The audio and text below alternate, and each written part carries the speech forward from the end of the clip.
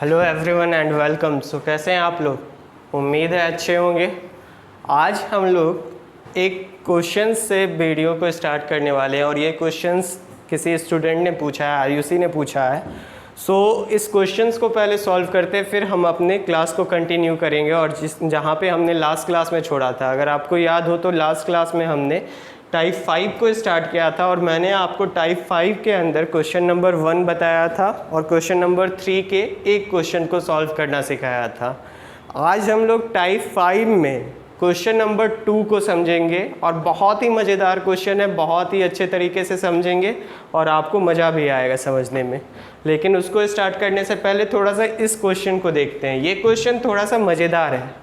क्यों मज़ेदार है ये समझिए। The product of a matrix and it's transpose is symmetric. ये आपको पूछा गया है ट्रू और फॉल्स में। आपको आपके मैट्रिक्स चैप्टर के सबसे लास्ट पेज में एक छोटा सा क्वेश्चन दिया हुआ है, 4-5 ट्रू फॉल्स क्वेश्चन दिया है, लेकिन बहुत ही मज़ेदार क्वेश्चन है और उम्मीद कर सकते हो कि ये क्वेश्चन ऐसा पूछा जा सकता है एग्जामिनेशन में, आपको प्रूव करने भी बोला जा सकता है। तो थोड़ा सा इसमें जो है वर्ड का लफड़ा है। आप अगर वर्ड को पकड़ पाए, मैथमेटिक्स में क्या है कि वर्ड को आपको मैथमेटिकल टर्म में कन्वर्ट करना रहता है, वही मेन उसका जान होता है।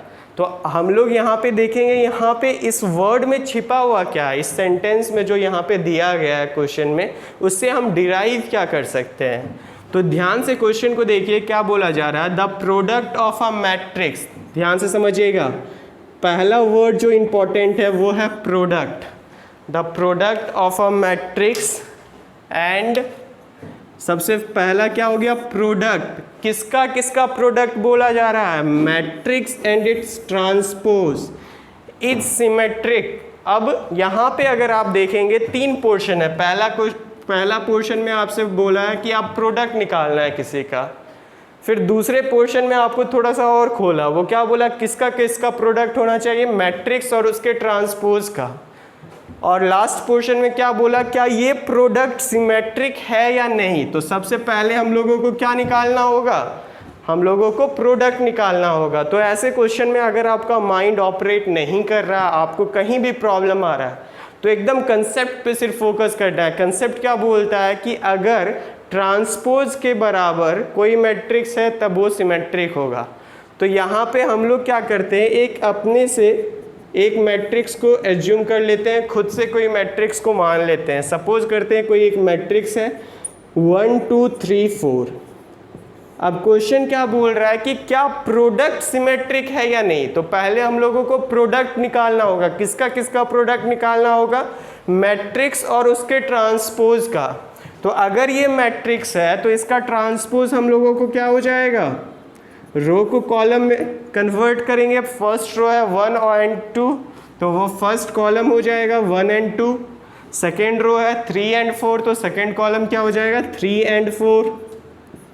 अब हम लोग प्रोडक्ट को निकालते हैं। तो A इंटू A ट्रांसपोज, ये क्या हो गया, यही तो प्रोडक्ट हो गया। तो प्रोडक्ट का वैल्यू क्या आ जाएगा, ध्यान से देखिए, 1 2 3 4 इंटू 1 2 3 4।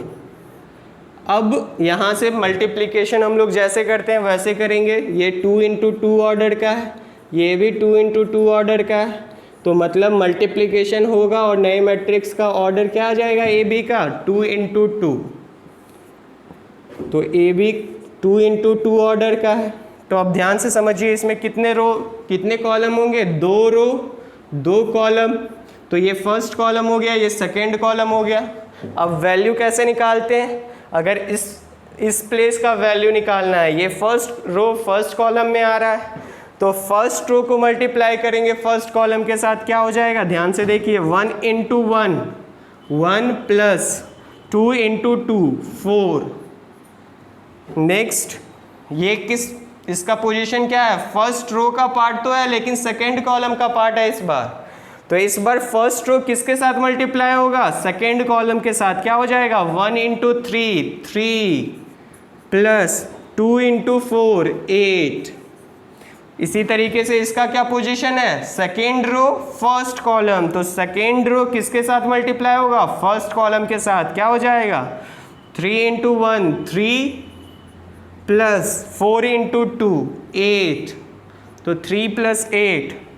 इसका क्या पोजीशन है, सेकेंड रो सेकेंड कॉलम का पार्ट है, तो सेकेंड रो किसके साथ मल्टीप्लाई होगा इस बार, सेकेंड कॉलम के साथ। क्या हो जाएगा 3 इंटू 3 9 प्लस 4 इंटू 4 16, तो हमारा ए बी का वैल्यू क्या आ गया, ध्यान से देखिए 1 प्लस 4 5, 3 प्लस 8 11, 3 प्लस 8 11, 9 प्लस 16 25। तो ये हमारा प्रोडक्ट निकल गया। लेकिन क्वेश्चन में क्या पूछा जा रहा है, क्या जो प्रोडक्ट आया है वो सिमेट्रिक है या नहीं, और कोई भी मैट्रिक्स, क्योंकि प्रोडक्ट भी क्या है, ये भी एक मैट्रिक्स है, और हमको सिंपली ये चेक करना है कि क्या ये मैट्रिक्स हमारा सिमेट्रिक है या नहीं। तो कैसे चेक करेंगे, ए बी का ट्रांसपोज निकालेंगे, प्रोडक्ट का ट्रांसपोज निकालेंगे। क्या हो जाएगा, ध्यान से देखिए, रो को कॉलम में चेंज करेंगे। 5 11 फर्स्ट रो में है, उसको हमने फर्स्ट कॉलम बनाया, 5 11 11 25 सेकेंड रो में है, सेकेंड कॉलम हमने उसे बनाया। तो ध्यान से देखिए, क्या ये ए बी और ए बी ट्रांसपोज का वैल्यू सेम है या नहीं, सेम है। सो ये स्टेटमेंट सही है और बहुत ही मज़ेदार क्वेश्चन है। आपको आई थिंक आपको अच्छा लगा होगा इसको सॉल्व करने में और समझने में। और सिंपली ये ट्रू फॉल्स में पूछा गया था, तो आप इसको लेके चल सकते हो कि क्वेश्चन पूछा जा सकता है, अच्छा क्वेश्चन है। सो चलिए अब हम लोग अपने मेन टॉपिक पे आते हैं और उसको बनाना स्टार्ट करते हैं।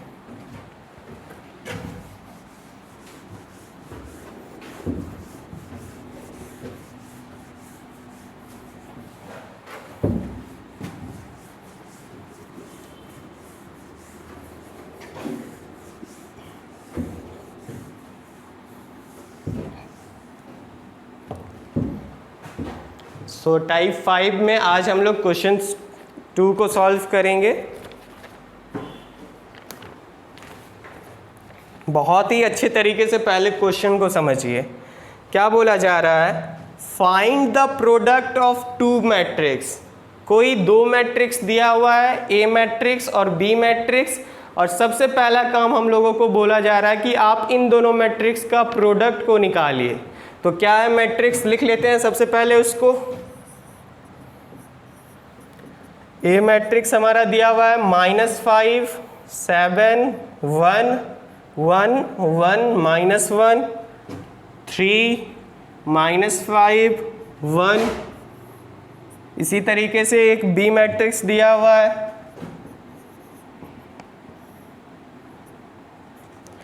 1 3 2 1 2 1 एंड 2 1 3। अब क्वेश्चन हम लोगों को पूछा जा रहा है कि पहले तो आप प्रोडक्ट निकालिए। तो हम लोग सबसे पहले क्या करते हैं, प्रोडक्ट निकालते हैं और दूसरा काम बाद में करेंगे। तो a इंटू बी हम लोगों को निकालना है। तो सबसे पहला हम लोगों को काम क्या करना होगा, पहले a और b को ऑर्डर में लिखेंगे, जिस ऑर्डर में हम लोगों को मल्टीप्लाई करना है। तो हमने सबसे पहले a को लिखा, बीच में इंटू, फिर हमने b को लिखा। b का वैल्यू क्या है 1 3 2 1 2 1 2 1 3। अब हम लोगों को क्या बोला जा रहा है कि इसका प्रोडक्ट निकालिए। तो ऑर्डर चेक करते हैं। इस मैट्रिक्स का ऑर्डर क्या है 3 इंटू 3, बी का ऑर्डर क्या है 3 इंटू 3। तो पहला बात तो क्लियर हो गया कि मल्टीप्लिकेशन तो होगा, और जो नया मैट्रिक्स बनेगा मल्टीप्लिकेशन करने से उसका ऑर्डर क्या होगा 3 इंटू 3। तो हमने क्या किया, एक 3 इंटू 3 ऑर्डर का रफली एक डायग्राम तैयार किया।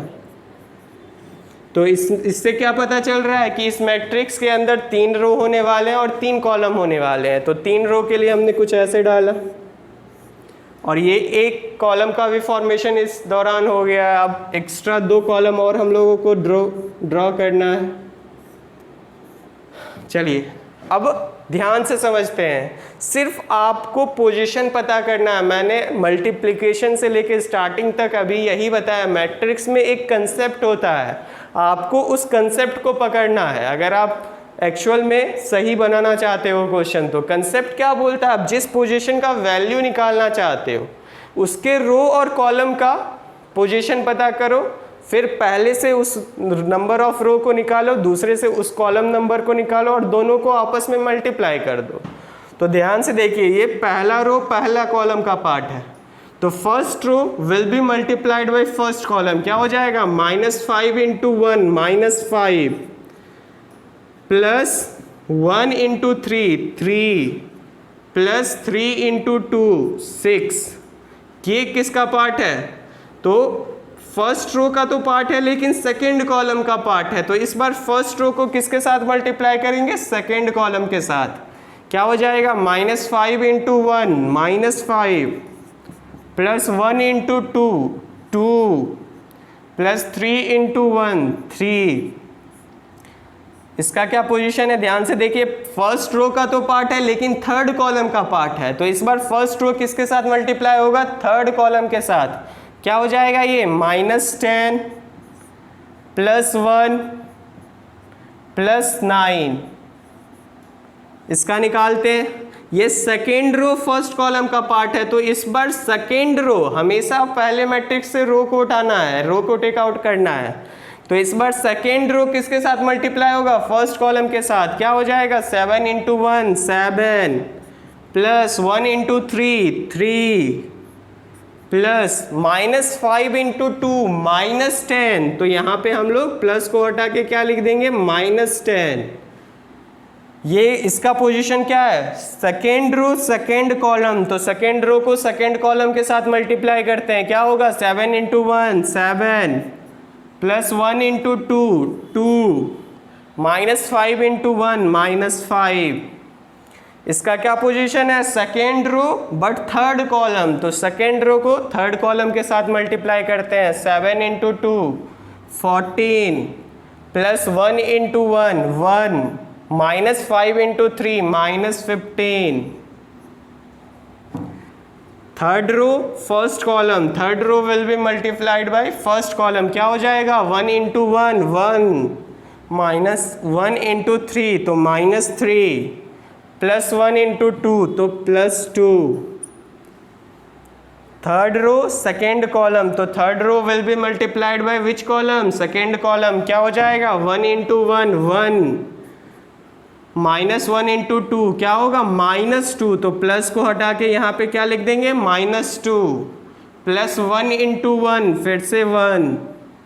इसका पोजीशन, इसका देखिए, थर्ड रो थर्ड कॉलम का पार्ट है। तो थर्ड रो किसके साथ मल्टीप्लाई होगा, थर्ड कॉलम के साथ। क्या हो जाएगा, 1 इंटू 2 2 -1 इंटू 1 -1 प्लस 1 इंटू 3 3। अब इसकी वैल्यू को निकालते हैं। क्या आ जाएगा, देखिए ध्यान से, -5 प्लस 9। तो एक बार फिर से चेक करते हैं क्या हमने कुछ गलती किया है यहाँ पे। -5 इंटू 1 यहाँ पे 3 इंटू 6, तो इसका वैल्यू आ रहा है, ध्यान से देखिए, -5 प्लस 9। तो ये क्या हो जाएगा, +4। यहाँ पे वैल्यू क्या आएगा, ध्यान से देखिए, 3 प्लस 2 5 5 माइनस 5 0 -10 9 प्लस 1 +10 -10 प्लस 10 क्या हो जाएगा आपस में मिलके 0। 7 प्लस 3 10 -10 क्या हो जाएगा 0। 7 प्लस 2 9 9 माइनस 5 क्या हो जाएगा 4। 14 प्लस 1 15 एंड 15 और -15 आपस में ऐड होके क्या हो जाएगा 0। 2 प्लस 1 3 और 3 एंड -3 आपस में ऐड होके क्या हो जाएगा 0। 1 प्लस 1 2 और 2 और -2 आपस में ऐड होके क्या हो जाएगा 0। 2 प्लस 3 5 5 माइनस 1 दैट इज 4। तो अगर अब आप थोड़ा सा ध्यान से देखिएगा, यहाँ से हम लोग क्या बोल सकते हैं कि AB इज इक्वल टू, अगर हम लोग 4 को, क्योंकि 4 क्या है, बाकी सारे में 0 आ रहा है, ध्यान से देखिए 4 0 0 0 4 0 0 0 4, तो क्या हम यहाँ से 4 को कॉमन है और उसको टेक आउट कर सकते हैं? ऑब्वियसली कर सकते हैं। इसको लिख सकते हैं 4 इंटू 0, 4 इंटू 0, तो सारे में कहीं ना कहीं 4 छिपा हुआ है, 4 इंटू 0 तो 0 ही होगा। तो यहाँ से हम लोगों को क्या पता चलता कि हम 4 कॉमन है, हम उसको बाहर टेक आउट कर सकते हैं। तो 4 को हमने कॉमन ले लिया, बाहर ले लिया, तो क्या बचेगा? यहाँ पे 1 हो जाएगा, 1 0 0 0 1 0 0 0 1। तो अब थोड़ा सा और ध्यान से देखिए, क्या हम लोग इसको 4i3 नहीं लिख सकते? आइडेंटिटी मैट्रिक्स ऑफ ऑर्डर 3, यही तो है आइडेंटिटी मैट्रिक्स। पहला रो पहला कॉलम का वैल्यू 1 है, दूसरा रो दूसरा कॉलम के एलिमेंट का वैल्यू 1 है, तीसरी रो तीसरे कॉलम के एलिमेंट का वैल्यू 1 है, बाकी सारे एलिमेंट का वैल्यू 0 है। तो यही तो है आइडेंटिटी मैट्रिक्स। तो हम लोगों को क्या पता चला कि AB is equal to 4i3। यहाँ पे क्वेश्चन का फर्स्ट पार्ट अभी सिर्फ कंप्लीट हुआ है, ध्यान रखना है। अब क्वेश्चन को आगे सॉल्व करते हैं। आगे क्या बोल रहा है? बोल रहा है आगे कि यूज दिस मैट्रिक्स या फिर यूज दिस रिलेशन। ये जो रिलेशन हमने निकाला है उससे आप 3 इक्वेशन दिया है और आपको बोल रहा है कि इन तीनों इक्वेशन में जो भी वेरिएबल्स आए हैं उनका वैल्यू आप निकालिए।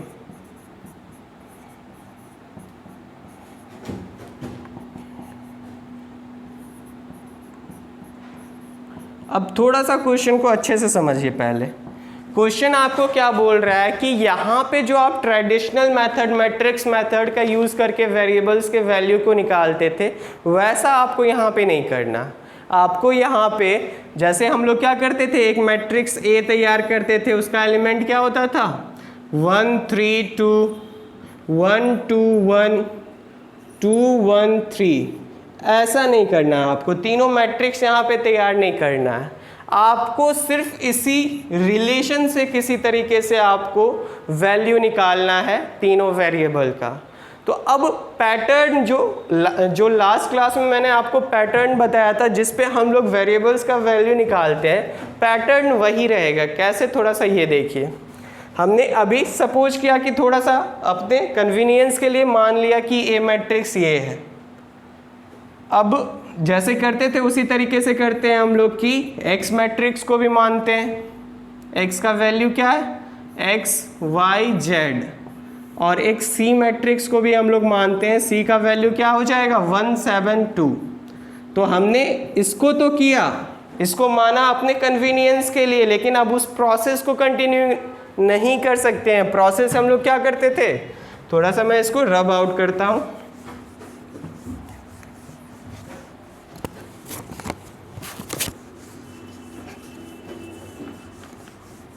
हम लोग मैट्रिक्स बनाने के बाद एक रिलेशन को एस्टेब्लिश करते थे और रिलेशन कुछ ऐसा होता था, a into x is equal to c. यहाँ से हम लोग क्या लिखते थे? c बाय a, और इसी को लिखते थे a इनवर्स इंटू सी। लेकिन अब क्या बोल रहा है, आपको इस मैट्रिक्स का इनवर्स नहीं निकालना है। जैसे आप कोफैक्टर को निकाल रहे हो ट्रेडिशनल मेथड, उससे नहीं निकालना है। आपको कुछ दिमाग लगाना है, आपको इस रिलेशन से इसका वैल्यू पता करना है। तो अब थोड़ा सा और अच्छे से आप ध्यान दीजिए। यहाँ पे हमने लिखने को a लिखा है, लेकिन क्या ये जो मैट्रिक्स तैयार हुआ है, क्वेश्चन में दिया गया मैट्रिक्स किसी एक के बराबर आ रहा है या नहीं? आप ध्यान से देखिए, -5 1 3, तो ये तो बिल्कुल नहीं होने वाला है। बी मैट्रिक्स को चेक करते हैं, 1 1 2 3 2 1 2 1 3, मीन्स ये बी मैट्रिक्स है, बी मैट्रिक्स का ट्रू कॉपी है। तो हम लोग यहाँ पे ए क्यों लिखेंगे, इस बार बी लिख देंगे। मतलब यहाँ पे प्रोसेस क्या हो जाएगा, b into x is equal to c, x is equal to c by b, and x is equal to B inverse into c. लेकिन परेशानी तो वही है भाई साहब कि हम लोग तो कोफैक्टर निकाल के जैसे निकालते थे इनवर्स पहले adjoint of any matrix bye determinant value, वो तो कर नहीं सकते हैं। तो क्या करना चाहिए? तो अब थोड़ा सा ध्यान दीजिए आप, यहाँ पे क्या जो हमने रिलेशन निकाला है वहाँ पे b यूज़ किया गया है या नहीं? तो यूज़ किया गया है। AB is equal to 4i3। तो हम लोग क्या यहाँ से ये लिख सकते हैं,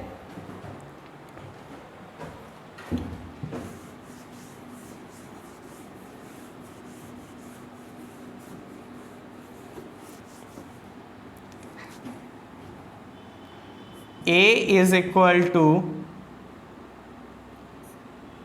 4i3 बाई बी। क्लियर है? हम लोग ऐसा तो लिख सकते हैं, लेकिन हम लोगों को चाहिए b इनवर्स का वैल्यू। अब थोड़ा ध्यान से आराम से समझना है बातों को।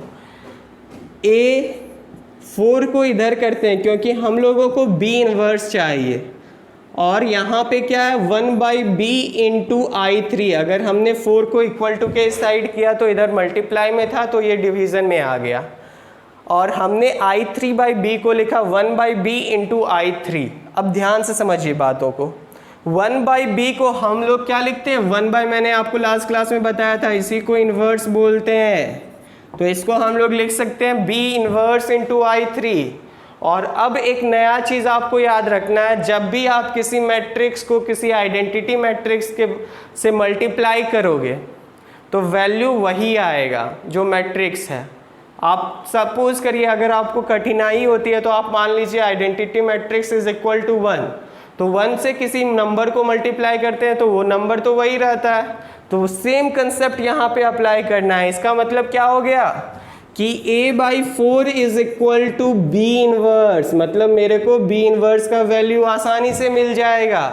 हम लोगों को सिर्फ करना क्या है, तो a जो मैट्रिक्स है उसके हर एक एलिमेंट को 4 से डिवाइड कर देना है, या नीचे में 4 से डिवाइड कर देना है टोटल मैट्रिक्स को। तो a मैट्रिक्स हमारा क्या है, ध्यान से देखिए, यही 1/4 को हम लोग क्या लिख सकते हैं 1/4 इंटू, और मैंने आपको बोला जब भी आपको ये वेरिएबल्स का वैल्यू फाइंड आउट करना है तो आप सारे एलिमेंट को डिवाइड मत करो, उसको मल्टीप्लाई के फॉर्म में लिख दो। 1/, जो नंबर आपको डिवाइड करना है उसको अभी इनिशियल वैसे ही रहने दो 1/, वो नंबर के फॉर्म में। तो 1/4 इंटू ए का वैल्यू क्या है, चेक कीजिए, -5 1 3 7 1 -5 1 -1 1। तो चलिए अब हमारा हाफ वर्क कंप्लीट हो गया है। हम लोगों को b इनवर्स का वैल्यू मिल गया है, c का वैल्यू हम लोगों को पता था। c का वैल्यू हमने क्या निकाला था उधर, c का वैल्यू हमने अगर आपको याद हो तो पहले निकाला था इक्वल टू के साइड में क्या 1 7 2, तो यही हमने वैल्यू निकाला होगा, आप एक बार मैच कर लीजिएगा। तो यहाँ पे हम लोगों को क्या है, x का वैल्यू, x मैट्रिक्स का वैल्यू क्या था, x y z is equal to b inverse का वैल्यू क्या आया है 1/4 इंटू -5 7 1 1 1 -1 3 -5 1 इंटू सी का वैल्यू क्या था 172। तो आई होप आपको क्वेश्चन में यहाँ पे अंतर क्या था दूसरे क्वेश्चन से, यहाँ पे हम लोग इसी रिलेशन को यूज़ करके हमें क्या करना था, इन्वर्स का वैल्यू पता करना था। लेकिन ट्रेडिशनल क्वेश्चन में हम लोग जनरल क्वेश्चन में क्या करते हैं, जो पैटर्न है पहले कोफैक्टर निकालते हैं, वहाँ से एक मैट्रिक्स तैयार करते हैं, फिर एडजॉइंट को फाइंड आउट करते हैं ट्रांसपोज लेके, फिर एडजॉइंट को डिवाइड करते हैं डिटरमिनेंट वैल्यू से। लेकिन उतना लफड़ा यहाँ पे नहीं करना था। यहाँ पे जो हमने रिलेशन को एस्टेब्लिश किया वहीं से हम लोगों ने डायरेक्ट इन्वर्स का वैल्यू को फाइंड आउट किया। अब आपको जनरल करना है, आपको जैसे आप करते हो पहले इन दोनों को मल्टीप्लाई करोगे,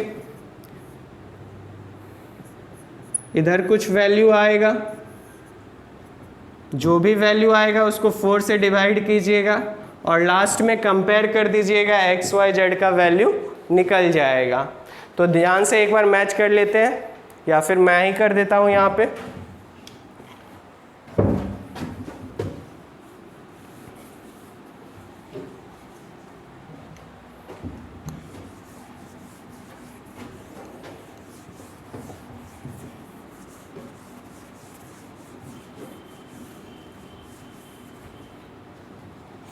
तो ध्यान से देखिए क्या है, x Y z is equal to, अभी पहले मल्टीप्लाई हम लोग कर लेते हैं। तो दोनों का ऑर्डर देखिए क्या है, इसका ऑर्डर है 3 इंटू 3, लेकिन इसका ऑर्डर क्या है, first row, second row, third row, column तो एक ही है। इसका ऑर्डर क्या है, 3 इंटू 1। मल्टीप्लीकेशन तो होगा और प्रोडक्ट जो आएगा वो किस फॉर्म में आएगा, 3 रो 1 कॉलम के फॉर्म में आएगा। तो हमने क्या किया, 3 रो के लिए कुछ ऐसा डाला और यही एक कॉलम का फॉर्मेशन भी हो गया इस दौरान। तो हमने एक बेसिक आउटलाइन तैयार कर लिया मल्टीप्लिकेशन के बाद का प्रोडक्ट के लिए। अब पहला रो पहला कॉलम का पार्ट है, तो फर्स्ट रो को मल्टीप्लाई करेंगे फर्स्ट कॉलम के साथ, क्या हो जाएगा, -5 into 1, -5 plus 1 into 7, 7 plus 3 into 2, 6। इसी तरीके से ये क्या हो जाएगा, सेकेंड रो फर्स्ट कॉलम का पार्ट है, तो सेकेंड रो किसके साथ मल्टीप्लाई होगा, फर्स्ट कॉलम के साथ, क्या हो जाएगा, 7 into 1, 7 plus 1 into 7, 7 plus -5 into 2, तो उसका वैल्यू क्या आता है, -10। ये ब्लैंक किस रो और किस कॉलम का पार्ट है, थर्ड रो फर्स्ट कॉलम का पार्ट। तो थर्ड रो को मल्टीप्लाई कर देंगे फर्स्ट कॉलम के साथ, क्या हो जाएगा, 1 इंटू 1 दैट इज 1, -1 इंटू 7 तो -7 प्लस 1 इंटू 2 तो 2। अब वैल्यू क्या आ जाएगा, देखिए ध्यान से, 7 प्लस 6 13, 13 माइनस 5 क्या हो जाएगा, 8, 7 प्लस 7 14, 14 माइनस 10 4, 1 2 प्लस 1 3 एंड -7 है, 3 माइनस 7 -4। तो हम लोगों को एक वैल्यू निकल गया x Y z is equal to 1/4 इतना। अब क्या करेंगे, 1/4 के साथ तीनों को मल्टीप्लाई करेंगे, क्या हो जाएगा, तो 1/4 इंटू 8, तो 4 8 को 2 टाइम्स में कैंसिल करेगा, 1/4 इंटू 4 1 टाइम्स में कैंसिल करेगा, 1/4 इंटू -4 -1 टाइम में। अब कंपेयर करेंगे दोनों मैट्रिक्स को, तो यहाँ से क्या वैल्यू आ जाएगा हम लोगों को, x का 2, y का 1 एंड z का -1। So this is the value of variables. So I hope आपको मज़ा आया होगा। आज हमने सिर्फ 2 क्वेश्चन किए, लेकिन बहुत ही मज़ेदार क्वेश्चन किए एंड मुझे ऐसा लगता है कि आपको मज़ा आया होगा। तो ये कुछ क्वेश्चन थे। अब आपका क्वेश्चन नंबर 3 में 2 क्वेश्चन बचा हुआ है, बी और सी आपको रेंट वर्क में है, आपको सॉल्व करना है, आपको घर में मस्ती में बनाना है। क्लियर है? तो 2 इक्वेशन है एंड आई होप आप बना लेंगे, क्योंकि बेसिक जो आप करते हो बस वो करना है और पैटर्न फॉलो करना है।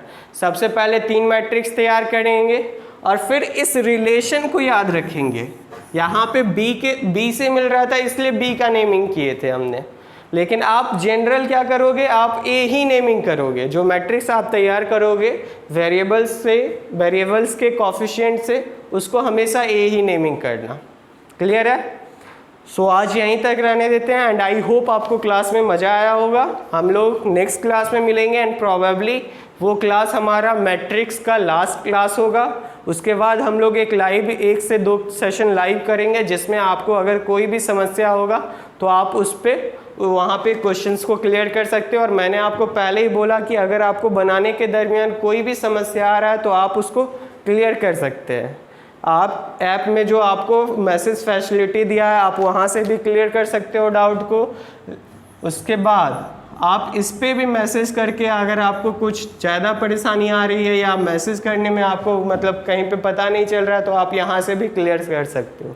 लेकिन बेसिक आपको डाउट को क्लियर कर लेना है, तभी मज़ा आएगा मैथ पढ़ने में। जहाँ भी मैथ में एक पॉइंट पे अटकेंगे फिर बनाने में मज़ा नहीं आएगा। सो चलिए ध्यान रखिए अपना, मिलते हैं हम लोग नेक्स्ट क्लास में।